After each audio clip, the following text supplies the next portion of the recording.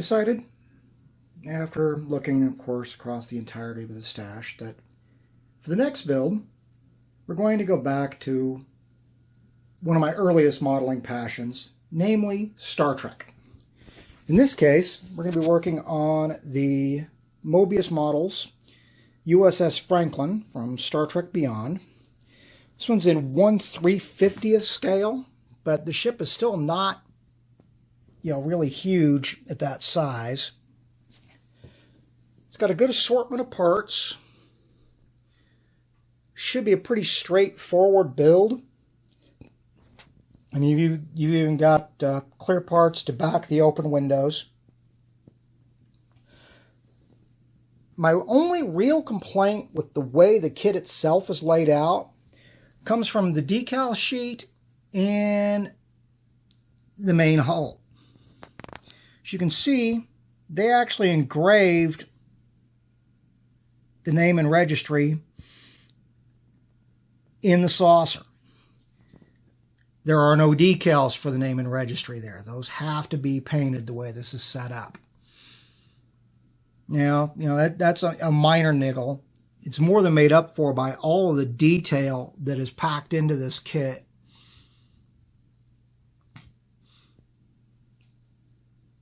I mean, there's plenty of parts, plenty of detail. Yet, all in all, after looking through the instructions, it should be a relatively quick build. I am not lighting this. In fact, what I'll probably wind up doing is painting the windows blue after assembly, just to avoid possible mismatches on paint color. This will wind up the weather-beaten version, or at least a weather-beaten version. But we will get to the construction here.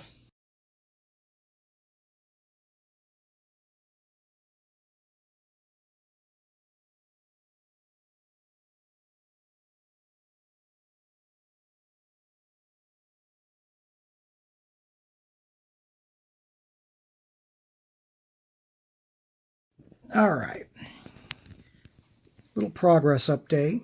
As you can see, we've got the bridge window in place, as well as the deck that fills in that area. I mean, I can see why people want to put a bridge back there. I'm just not one of those people. Got a lot of the little bitty clear pieces in play on the saucer, as well as the rim windows. Got to really watch your tolerances on these. And one step they do recommend is prior to putting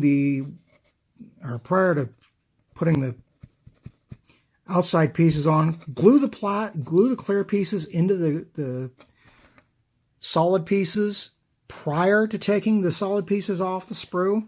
It does make it easier to avoid confusion as you work around the perimeter. Also have the warp struts completed. These actually went on pretty well. Little flush vent thing inserts as a separate piece. And then, of course, you've got the vent intake, whatever, underneath the that goes underneath the nacelles. All in all, she's actually moving pretty quick.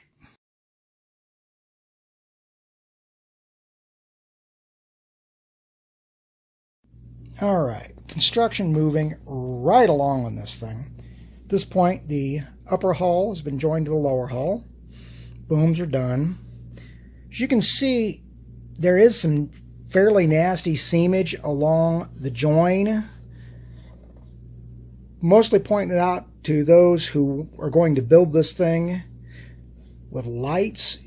Be really careful putting those window pieces in, because that's where the seamage is coming from. If the angle isn't perfect, you're going to wind up not quite making the overlap bond into the bottom part of the saucer. The nacelles go together really quickly. Now, I have not put in the guts or the clear end caps on either of these because I intend to do that after paint. At this point, next step will be to get the nacelles in place and then go for paint.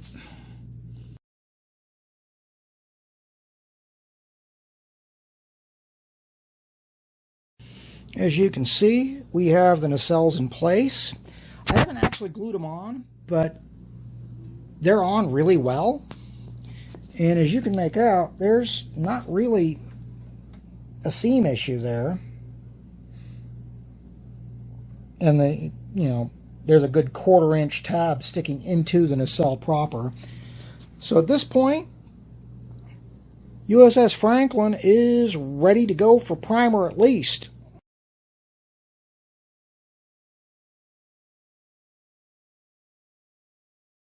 Alright, as you can tell by the sound of the exhaust fan and my, for lack of a better term, spray booth, I'm in the spray room.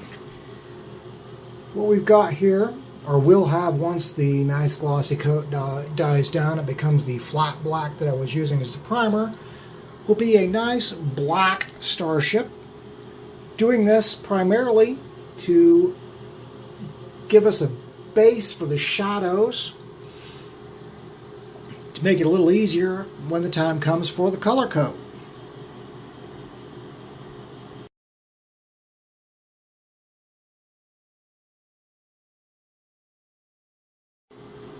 Alright, as you can see, the base coat is in place. Looks like I got just enough shadows coming through.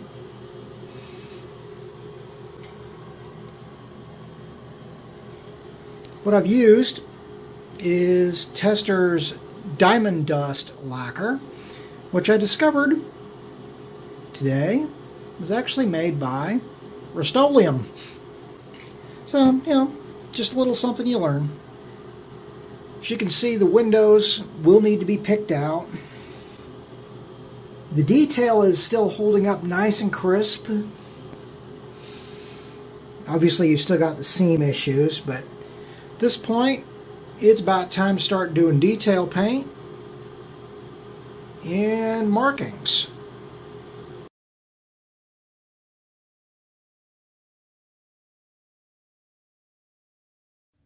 Okay, as you can see, markings are now on the Franklin.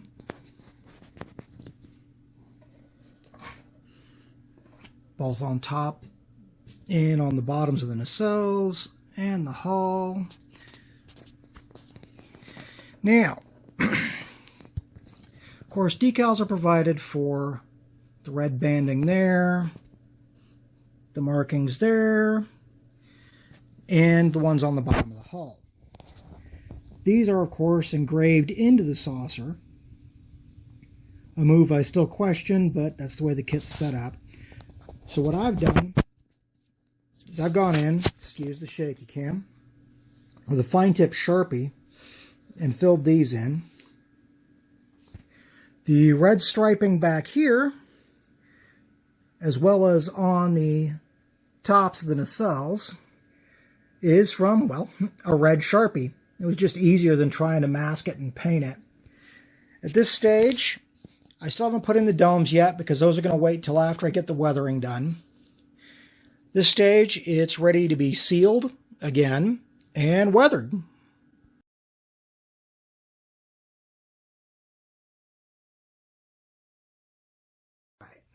This stage, final assembly is complete now that I've got the weathering complete. So without further ado, it's time to reveal the finished USS Franklin from Star Trek Beyond. As you can see, the domes are now in place with the fans behind them. The fans are actually a 3-stage, 2 pieces glued to the interior of the nacelle, and the last stage actually glued to the interior of the dome. The nacelle domes are given a coat of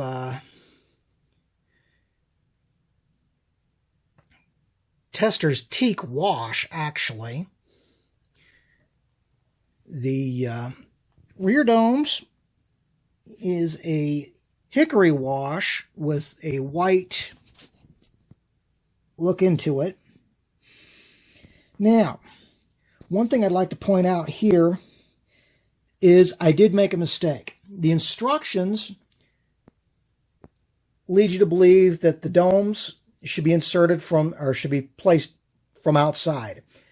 They're actually keyed, which means they should be inserted from the inside, but I didn't want to crack the cell open to accomplish that. Now, as to the rest of the finish, the bridge window was painted in with a dark metallic blue. The rest of the ship was given a wash of diluted tester's teak wash. So I got looking at it, and it looked pretty close to the rust color I was looking for. I mean, as you can see, it turned out really well.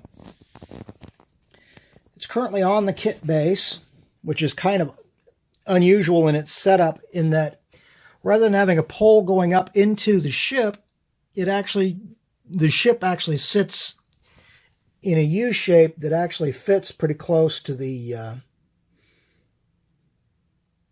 back of the shape of the back of the secondary hull there. Secondary hull. The saucer. The impulse engines were painted in and then inserted.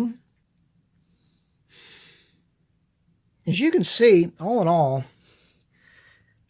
it's a really well-detailed kit. My objective, of course, was to make it look a lot like the one that they resurrected toward the end of the movie.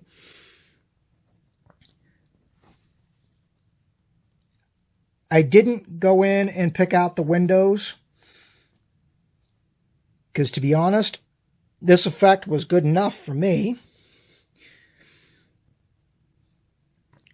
The ship goes together really well, except, as I pointed out, you've got to be really careful when you're doing the rim of the saucer. I also lost a couple of the little clear pieces, but that was more due to me fumbling with the wrong tools. I like how it turned out.